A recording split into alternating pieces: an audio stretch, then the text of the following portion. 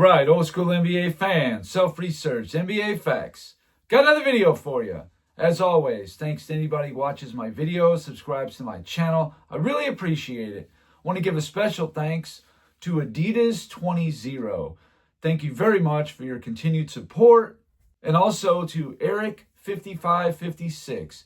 Thank you so much for your very generous super thanks. It is very well received. Thank you. In this video here, I'm looking at the greatest scorers of all time. So many people have said, great scorer, oh, he's a great scorer, this guy's a great scorer, and how they did in the finals versus their opponent. Basically, how often were they the leading scorer between both teams in a finals game? I got everyone I could think of within reason. I didn't do every single player because there's no sense in doing Tim Duncan, Magic, Russell. They're just not going to be leading scorer that often because that wasn't necessarily the primary function of their game. But some of these other guys, absolutely they were. So I'll take a look at basically when they started playing. Bob Pettit played in 4 finals. He only won one of them, but that's okay. 1957, there was a 7-game series. He was the leading scorer in 5 of them. In 58, 6 games. That's the one they won. He was the leading scorer in 3 of them. 1960, these are all against Boston. In 7 games, he was the leading scorer in 2 of them. And in 1961, the leading scorer in 2 out of 5. So all told, that's 12 times out of 25 games. 48% of the time. That's actually really good. That's almost half the time it's Bob Pettit.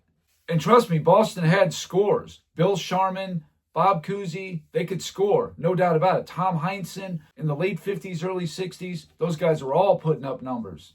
And even Pettit's teammate like Cliff Hagan could put up some points as well. Wilt Chamberlain, this one might surprise you because it surprised me to no end. Wilt Chamberlain in 1964, he was on the San Francisco Warriors. The 5-game series against Boston, he was the leading scorer in 4 of them. That's what you would expect. But in 1967, that great 76ers team, he was not the leading scorer in any of the games. It was mostly Hal Greer, but also Rick Barry, the overall.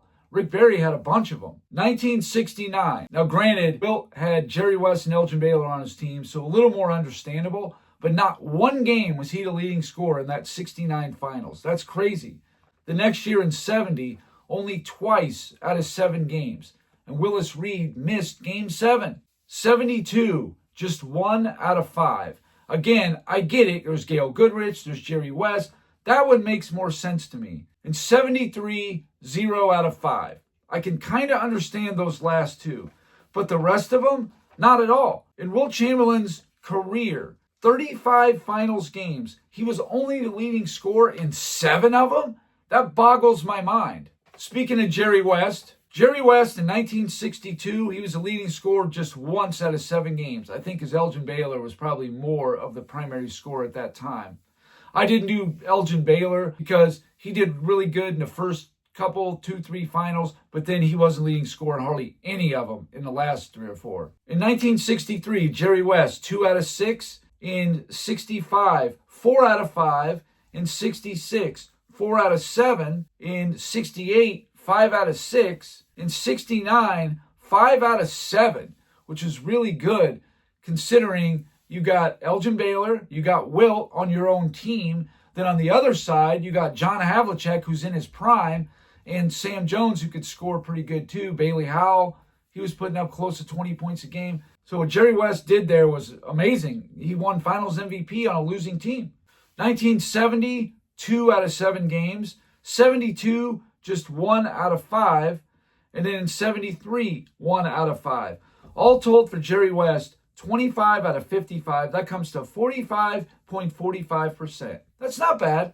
Pretty good. But again, these are the best scorers who actually played games in the finals, like more than 1 or 2 finals. You're not going to find James Harden in here, as much as I would have loved to put him in here, because I'm sure he wouldn't have done much. Or George Gervin, another big-time scorer, just didn't play in the finals. Next up, I got Kareem Abdul-Jabbar. 1971, Kareem was the leading scorer in 2 of his 4 finals games in that series. In 74, 4 out of the 7 games, he was the leading scorer. 1980, 4 out of the 6 games, the leading scorer. So he's doing really good so far. But then 1982, 0 out of 6. 1983, 1 out of 4. 84, 4 out of 7. 85, 2 out of 6. And 87, 0 out of 6. I didn't include 88 and 89 for Kareem because he was in his 40s at that point. It would have just dragged all the percentages down. So I just left it at those 8 finals. But all told for Kareem, that's 17 out of 46 for 36.9%, which is just okay. These are the big time scores. This one might surprise you. Did me too. Hakeem Olajuwon. How many times do you think he led both teams in scoring in a finals game? In 1986, just one game. It was McHale, I think 2 or 3 of them. I think Ralph Sampson got one and Larry Bird got one. But in 1994 and 95, this dude led both teams in scoring in all 11 games. That's got to be some kind of record. Has anybody ever led both teams in scoring in back-to-back finals? That's crazy. Jordan never did that. But all told for Olajuwon, who isn't even one of these upper echelon scorers. I mean, he's obviously a great scorer, but he wasn't like 30-point a game kind of guy. He was always mid to high 20s, which that's excellent. But 12 out of 17 finals games, Olajuwon was the leading scorer between both teams. That's absurd to me.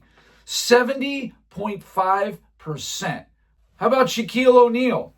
Everybody goes on and on about his finals MVPs. Skip Bayless has him at number 3 all time, I think. I'm like, yeah, I don't think so. Shaq in 95, obviously 0 because he was going up against Olajuwon. In 2000, all 6 games, Shaq was leading scorer. In 01, 0 out of 5. In 02, 2 out of 4. In 04, 2 out of 5. 06, 0 out of 6. All told, 10 out of 30. 1/3. Just okay. No big deal. Kobe Bryant, in 2000, 0 out of 6. Of course, he got hurt in one game and was hobbled the rest of the series, but whatever. I'm not making excuses for Kobe, so you guys relax. 0 out of 6. In 01, 1 out of 5. In 02, 1 out of 4. 04, 2 out of 5. So now he's the lead dog on his team. In 08, 3 out of 6. 09, 4 out of 5. And 2010, 6 out of 7. But when you add it all up, that's 17 out of 38 for 44.7%. That's good. LeBron James, in his 10 finals, how did he do? In 2007, just 1 time out of 4. And here's the funny thing about that. He was far and away the leading scorer on his team. On San Antonio, the leading scorer was Tim Duncan at 20 points a game. No big deal. But yet, LeBron can only muster up 1 out of 4 games. 2011, 0 out of 6. The leading scorer on Dallas was Dirk Nowitzki, 23 points a game. Nothing crazy. Yeah, Dwayne Wade was averaging over 25 a game. But you're LeBron James. You're the GOAT. What happened? Not even 1 game you were leading scorer? Find that a little weird. 2012, 2 out of 5. And he was going up against Kevin Durant. Durant was averaging 28 points a game. Absolutely. I mean, Westbrook was on that team, but they also kind of cancel each other out. When you have 2 high-level scorers on the same team, that should be to your benefit to be the leading scorer because those guys will kind of cancel each other out. But LeBron was 2 out of 5 in 2012.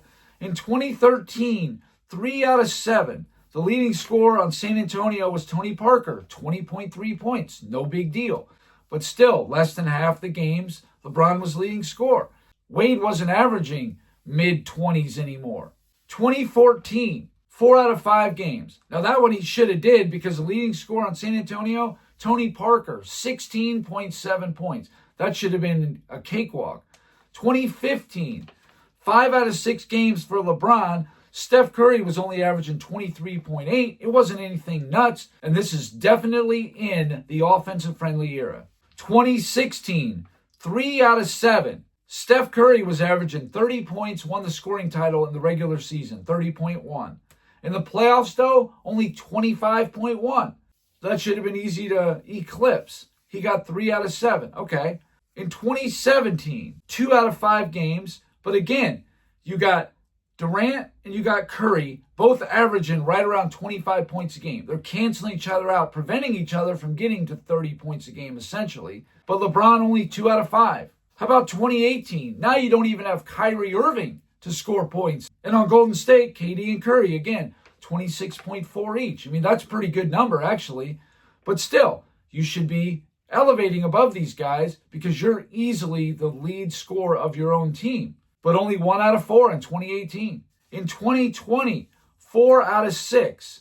Okay, the leading scorer on Miami was Jimmy Butler at 19.9. That was easy work there. You only had your own teammate Anthony Davis to compete with for that.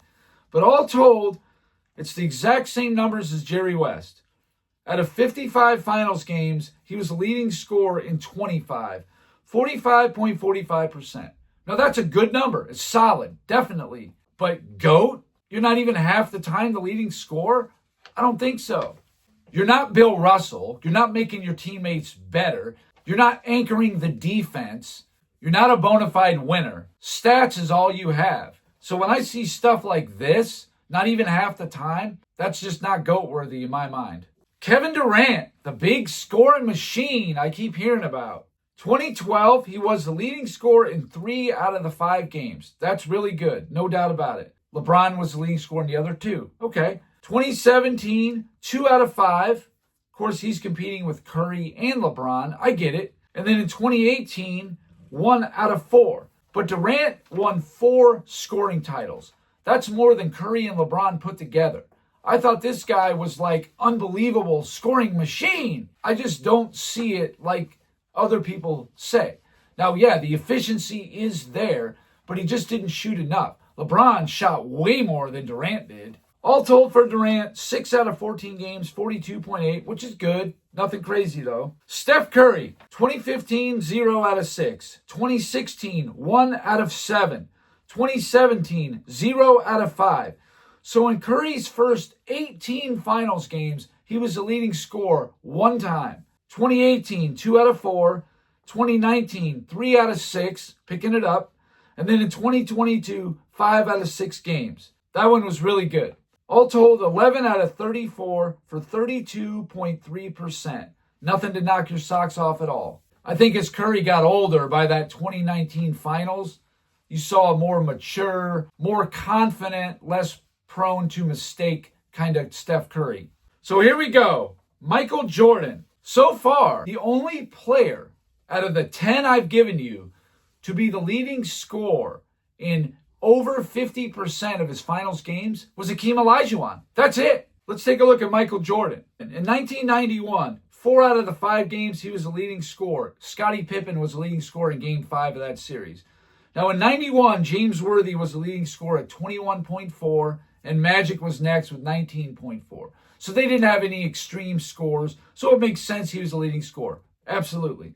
In 92, however, Michael Jordan was the leading scorer in 5 out of the 6 games. Clyde Drexler was averaging 25 points a game. So that's no pushover. Just assume you're going to be the leading scorer every game. Not necessarily. In 93, all 6 games, Jordan was leading scorer. He did tie Barkley in one of them. But Barkley won the MVP at 25.6 points per game. No pushover, once again. In 96, Jordan's lowest number, 3 out of 6, for only 50%. Sean Kemp was at 19.6 and Peyton 19.3. So even those 2 guys kind of canceled each other out. But still, Jordan only 3 out of 6. He didn't have that great of a series. But still more than anybody else. I think Kemp got 2 of them. I'm pretty sure that's right. 97, 4 out of 6 games, Jordan was the leading scorer. Karl Malone in 97 was the MVP, averaging 27.4. Jordan himself was only averaging 29.6, just a couple points more. But 4 out of 6 for Jordan. And in 98, 5 out of 6. And Jordan was only averaging 28.7 points a game. Malone at 27. Very close. But Jordan, 5 out of 6. All told, Michael Jordan's 35 finals games, he was the leading scorer in 27 of them. That's good for 77.1%. That sounds like GOAT worthy to me. And Olajuwon comes in second at 70.5%. Unbelievable. There's nobody even over half. Please let me know in the comments if there's another score I should be looking at. I took a look at Dr. J. I didn't do a graphic for him. He was only 7 out of 22. That's less than 1/3. Elgin Baylor was somewhere around the same. Give me a name. Who you got? And I don't want to hear like Giannis or Jokic. They've only played in one finals. It's just not enough right now to compare it to other players. You got to have at least 3. If you're just in 2 peak finals, sure, it's going to look a lot better. But I want whole careers here. KD and Curry have played full careers. That's why they're in there. But once again, there's your boy, Michael Jordan, showing y'all how it's done. Anyway, that's all I got for this video. Thank you guys for watching. If you liked it, please hit the like button. If you wouldn't mind sharing it, that would be great. If you haven't subscribed already, please do. I give daily content. And that's it. Until next time.